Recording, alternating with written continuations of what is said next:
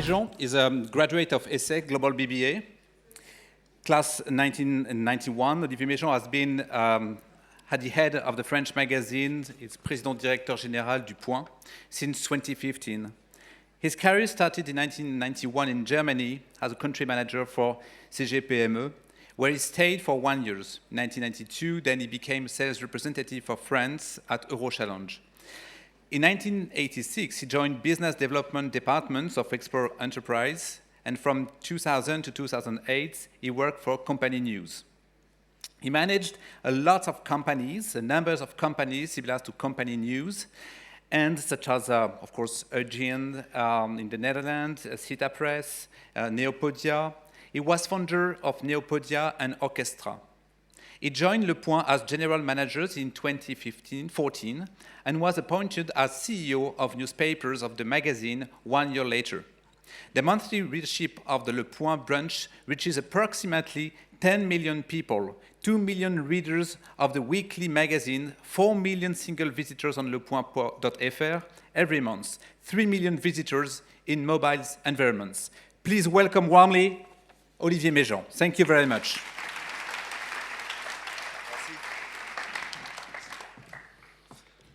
Hello.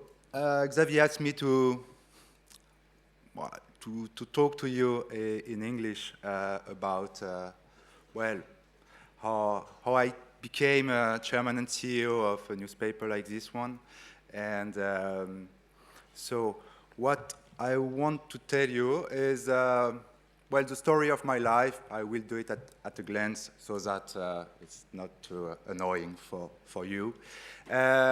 Well, I'm coming from a wonderful part of France called Bretagne. Yes, there are some, yeah. Well, I was living in the countryside, and I just wanted to discover the world. Well, I was 18, not a clue of what I could do in life. I really wanted to discover the world. So, well, let's study international business then, which was probably the easiest way to achieve this goal. And so I went to ESSEC BBA, which was EPSI at that time, another other name. And it was really interesting, and I spent really, really good time in this school. Well, honestly, I learned a lot of things, and I met a lot of people too, because, of course, studying on the campus is really an experience. Then, well, at my age, you know, you had to go to the army, so I chose to work for a company instead of going to military. And it was in Germany. I spent 2 years in Germany helping French companies to develop their business abroad there. And so it was establishing a branch or building a network of sales representatives, many different topics. So it was really interesting because it was the real life, small companies trying to develop their business abroad. So coming back to France, I met two young guys, a little bit older than I was, and we decided to establish a company to help French companies to develop their business abroad, which was quite logical to me at that time. I had some experience of Germany, so we decided to start with the German markets, and but rapidly, after 3 years, we were covering 60 foreign countries over the world. So we worked together, the company grew, and when we were about 50 in the company, a French bank, Crédit Agricole, decided to acquire a part of the company, which was quite a good news, of course, for the money, But then what to do after that? So I bought a newspaper. There were much more newspapers at that time than today. And there I applied for the job. And the job it was to be international sales manager of a company working in the financial information services. Okay, so I went to the company, and there I discovered that, okay, I applied to be international sales director of myself because there were absolutely no sales staff in the company. So I was alone, but I joined, and I decided to develop this company, employed a lot of salespeople. The company was offering financial services for stock-listed companies, so something very specific. It was in year 2000, so something like an internet bubble that you probably don't know because you were too young. And we developed the service quite rapidly. I established some subsidiaries, one in Italy, another in Portugal, another in Belgium. And then I became the CEO because the other CEO decided to quit. After 2 years being the CEO, I went to my shareholders and told them, you have to sell the company. So they were quite surprised about this because I was considering that on this business, to compete with American companies, European companies had to be consolidated, and we had to find a holding, a financial company, who was able to give us the money to consolidate the European market. So they accept to sell the company, and it has been sold to the stock exchange, Euronext. And there, well, Euronext confirmed me as a CEO and corporate officer of the company and gave me money to consolidate the European market. So after 2 years and some acquisition, I had 11 subsidiaries in 11 different European countries. And, well, I wanted to discover the world. It was cool because I discovered Europe. It was really a beginning. And working with all those European people was absolutely wonderful because, I mean, I had a subsidiary in Oslo, in Norway, as well as another one in Madrid or in Leipzig. And working with all those people from different cultures was really something wonderful. Learning from differences between people is always something important. It was really important for me. And it contributed to build my own personality for the future. After that, Euronext, so the French stock exchange, has been acquired by the New York Stock Exchange. And the New York Stock Exchange decided to sell my company. So I decided to quit. And so I left the group to establish 2 different companies. One with Spanish partners, and we were operating financial services for Spanish companies. And the other one was a media. It was in 2008. In 2007, iPhone came. And so I was considering that one day on the smartphone it would be possible to look at videos. And I was really interested by knowledge and sciences. And so I decided to establish a company with the goal of distributing knowledge to many people. So I built a partnership with journalists, which are funny people. And we developed a company called Neopodia that was in 2008 sending short videos, 2 minutes, around 2 minutes, about different topics: history, sciences, environment, health, and economics. So, of course, I had the plan to raise funds to develop the company everywhere in Europe and so on, but it was I launched the company in September 2008, so exactly 25 days before the bankruptcy of Lehman Brothers. So, anyway, I decided to continue this business with no fundraising, and we developed some revenues, profitability, and so on, and after 2 years, I decided to sell the company.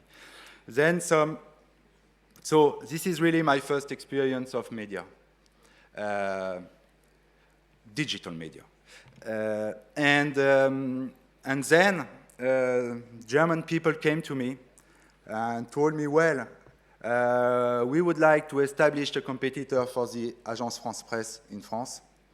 We are the largest press agency in Germany, and would you like to do this for us? So I said yes. And we first acquired SIPA Press. SIPA Press is the last photojournalism agency. Some years ago, there were 3 photojournalism agencies, Gamma, Sigma, and the only one that is still alive is SIPA Press. So I ran SIPA Press, and which was a great experience because photo is really a great way to distribute information. One photo tells a lot about something, sometimes more than a long text. And so I did that. I acquired Associated Press in French language. And it was really, really good. I mean, really interesting. And then my mother company went bankrupt. So with no mother company, I had to go bankrupt myself. So this is not a nice period because you have to face, I had 150 employees, approximately, and then you are responsible. So you have to deal with a situation that is really chaotic. So I did the job until the end, and we found solution for the staff, which was the most important in my mind, and also, well, we found solution to sell the different companies of this group to other companies. So SIPA Press, for example, still exists, Associated Press as well, and but this was really a tough experience for me, human experience, but really interesting because you have to take care of people, and then you understand that your responsibility is not only a financial responsibility, but you are responsible for people as well. So then Le Point, I mean the shareholder of Le Point, called me to ask me if I would like to be first the CEO of Le Point, and then the chairman of the board, and the CEO of the company. And of course I accept because it was, Le Point is a very specific news magazine. It is something like a family. We are a small company. We are 250 in this company, working in this company. It's a small company, but which has the influence of a CAC 40 company. Of course, the influence of the brand Le Point is 10 million people in France. As Xavier told you, we are read by 2 million people every week, and our website is gathering, let's say, 4 million people. And now I have the opportunity, well, not really to discover the world, but to have the keys to understand this world. Because the world in which we are today is so complex that it's really interesting to understand or try to understand what happens everywhere. This is so difficult. So running a newspaper like this one is really an opportunity for me, first to understand the world, what I wanted from the beginning, and to know the world, but to tell other people how it is, so that they can build really their own opinion on what's happening. So this is my experience. What I wanted to tell you, and I will switch to French. Dans la vie professionnelle, en gros, enfin, je vous parle de ce que moi j'ai vécu, hein, dans la vie professionnelle, d'abord rien n'est impossible, il faut le savoir. Votre objectif, quel qu'il soit, tous les objectifs sont respectables, peut être atteint. Le chemin n'est pas forcément un chemin évident, puisque si la route était connue et balisée, ça serait très difficile d'y arriver. Donc, pour moi, les éléments principaux dont on a besoin pour maîtriser à peu près son parcours professionnel, d'abord, c'est du travail, parce que bon, à la fin de l'histoire, c'est du boulot tout ça. Et donc, la valeur travail est très importante. Deuxièmement, il ne faut jamais renoncer à ses propres valeurs humaines. Ça, c'est un élément capital. Ne jamais renoncer, parce que finalement, si on renonce à ses propres valeurs, on a du mal à se regarder dans la glace, ça c'est pas cool, et on n'est pas en harmonie avec soi-même. Ça c'est le deuxième élément, et y compris quand on est dans de très grandes difficultés professionnelles ou de responsabilité. Le troisième élément, c'est travailler en groupe, travailler en équipe. Les systèmes autocratiques de décision sont complètement absurdes. On est toujours plus efficace quand il y a 3-4 cerveaux qui travaillent ensemble plutôt qu'un seul. Enfin, ça tombe sous le sens. Donc, quels que soient vos niveaux de responsabilité, travaillez en équipe. Vous progresserez beaucoup plus, vous vous enrichirez de l'expérience des autres. Voilà. Ensuite, quand on est dans le top management, on travaille de la même manière. Au point, ça se passe de la même manière. Moi, j'ai 2 directeurs généraux avec qui je passe ma vie, plus tout un comité de direction. Les décisions, on les analyse, on les étudie en commun. Quand on n'est pas d'accord, je tranche, parce qu'il y en a toujours un qui doit trancher à la fin. Mais c'est comme ça que ça se passe. Donc, travailler en équipe. Ça, c'est très important. Et puis, je voudrais terminer en vous disant qu'on vit une période qui est hyper compliquée. L'environnement est parfois anxiogène, puisqu'on vit une période de transformation. Transformation de la société, transformation des métiers, ubérisation de la société, c'est le terme qui est employé tout le temps, c'est-à-dire que même la plus grande boîte française doit se remettre en question. Et vous dire que vivre une période comme celle-là est une chance extraordinaire. Parce qu'en fait, ce sont toujours dans les périodes de crise que se créent les choses les plus intéressantes, quoi.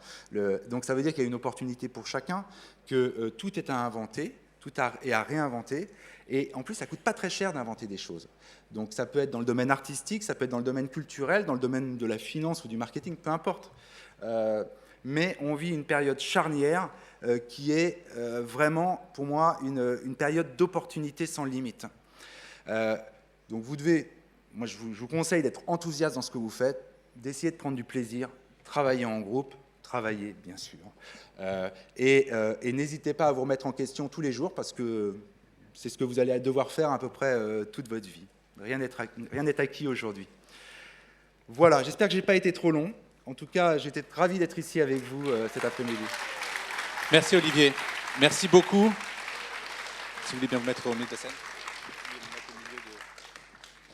On vous remettons le trophée de notre part de tous les étudiants de l'Imagination Week. Thank you very much for being with us this afternoon. And a very good inspiration to all of us. Thank you very much. Thank you again. Thank you, Olivier. Thank you. Merci.